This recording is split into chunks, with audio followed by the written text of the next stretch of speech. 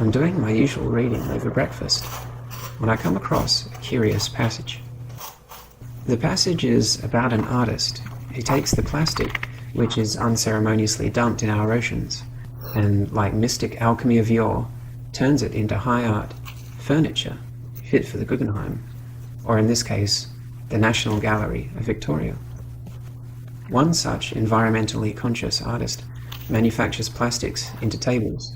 An art critic further informs me that progressive companies like Adidas are mining the ocean plastic, using it to create $300 high street sneakers of the latest enviable fashion. After finishing my reading, a model comes and begins to form in my mind of how such a plastic revolution might operate. We have to be as vocal as we can. We have the power to create change for the better. This is why I'm vegan, for a better, healthier, safer planet. Special shoutouts to every vegan voice in the world. You truly make a difference for the better. Veganism doesn't make you weak. It makes you strong. You have the strength, the power, the dedication, the diligence to say no to a food industry that tortures animals, destroys the planet, and ultimately makes us sick. What is going on, guys? Today I am actually hosting a seminar all about veganism, ethics, plant-based nutrition, morality, the philosophy of veganism. It's like everything, especially sports and performance, as it is organised through the gym that I work at over here in Gibraltar. That's a bit of, don't sound too robotic. It's been... Yeah. So I train around Monday, Tuesday, depending on my lifestyle really. Just go with the flow. And that resonated with me a lot because at the time I was reading into Buddhism. I'm not a Buddhist, but I resonated with a lot of the practices of Buddhism. One thing I had in my mind was that I want to respect all living beings, who they are, whether they're an animal, non-human, whatever they are, should treat all life with the same respect as I would other human beings. But then I was faced with a dilemma of that my actions wasn't in line with my morals. So I'd have this belief, but I would go home and still consume these bodies of animals. And we know we don't make that connection as humans because we're so disconnected from the process of how it actually gets to our plate. We just see it as food. We go to the shop, it's packaged really nicely as a product. We don't see it as the life and the consciousness that it was and what they went through before we bought that product on the shelf. And I said that because mac and cheese is like my OG childhood memory food. Like, I used to be digging in the pan, at the table, no remorse, in the kitchen the whole time it was being prepared. It was something that I loved. And after learning about casein and like addictions to like milk and dairy products, like there's a lot of background on that, and I'll link something here where you can read up on that. It makes a lot of sense why I was obsessed with mac and cheese. Cheese has an addictive component.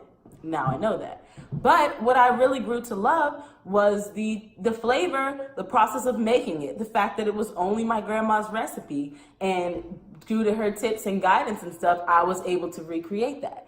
But I'm able to preserve all of these things as I make my vegan foods, because I feel that it's really important in my family, and I think that in Black community, I think it would be an enriching experience to recreate these soul foods based upon vegan materials, vegan items. So therefore, I think it fitting to consider the whole of human experience as a kind of grand drama. When you're involved with it, the consequences are real and there is meaning in everything. But outside of it or beyond it, it actually amounts to nothing. The point I'm trying to make is that we are all part of this drama. We all play a role in how this story unfolds. What the story means is probably nothing at all, or at least it can't be confirmed, but there is a story being enacted by each and every one of us, and each and every one of us contributes to the story as a whole. We invented the idea of a story. We love stories. They are a part of all culture and all religious teaching, and they continue to be the most effective method in conveying an idea or a moral value or even a reason for being. They are effective because they allow the listener to experience the story vicariously, giving them an inside glimpse at the inner life of the characters in the story, and most importantly, what they stand for. Stories always revolve around a conflict. This conflict can range in scale dramatically. Now, considering our collective existence as a drama, what do you think is the most dominant conflict present in our existence right now? To me, this is nothing more than the unimaginable reality that our actions are having disastrous consequences on the Earth itself. Mass species extinction. So this is my why I'm still vegan video. This is a response to many different types of videos we've been getting on YouTube. People like Tim Sheaf, Cartel, to name a few people who've had masses and masses of followers, young people like myself who are hugely impressionable, but who've recently decided to not be vegan anymore. They've decided based on reasons such as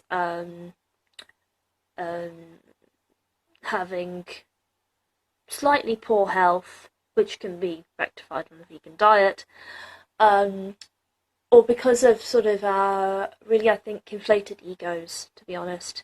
They've decided to move away from veganism. So people like myself and other activists have been making these videos to really counteract that, give our reasons why we are still vegan and why we will always be vegan. That being said, this is why I went vegan. I went vegan because one day I woke up with diabetes and I lost my eyesight and my world crumbled. So if you could save yourself, wouldn't you? If you could save somebody else, wouldn't you? And I have pets, I have dogs, I have cats. I would never eat one of them. Never. So why would I want to eat something else, like a chicken or, and it just all dawned on to me and it all just started to make sense. It all makes sense. What's so bad and scary is that the community that we live in don't have the proper nutrients, the proper food that we need to sustain a complete plant-based diet. You're not going to find nutritional yeast in your neighborhood, especially if you're living in a poor neighborhood. You're not going to find seaweed. You're not going to find some of these things. The only way you find these things if that neighborhood becomes gentrified. We need to fix our own neighborhoods. We need to feed our own selves. We need to take care of ourselves.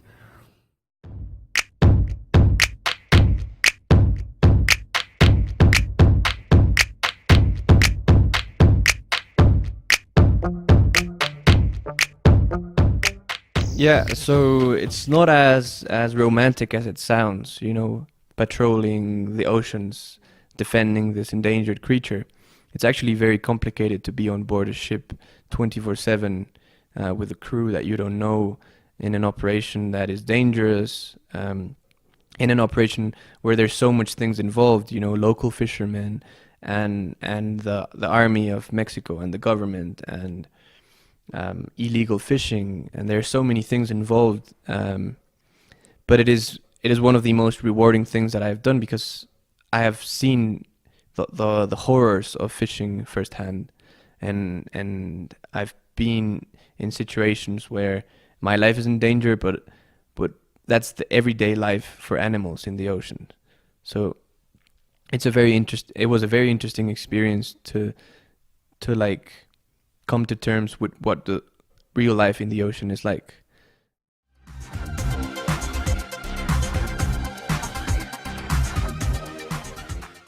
In response to the Why I Am No Longer Vegan videos that have been trending, we've decided to make a collection of interviews with everyday vegans who have made an ethical connection and have chosen not to use animals for food, clothing, or any other purpose.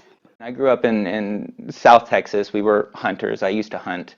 I've killed things for recreation before, and it was the norm, right? Nothing vegan to me at that point was, I would think back to granola people, right? It was vegan to me. I wasn't opposed to it. I didn't think it was freakish or anything of the sort, but it was something that people who lived on communes did. You know, people, it was something that was just so foreign to me. I didn't understand it. Why should you go vegan? You should go vegan because living on this planet, you are inevitably sharing it with lots of other beings, not only other humans, but billions of other animals. And to live a lifestyle where your primary focus is on yourself is not a healthy way to live. And that's healthy as in best for everybody. I know that it's tough to hear, but living a non-vegan lifestyle and being selfish is damning all of us, right? It's damning our planet and our environment.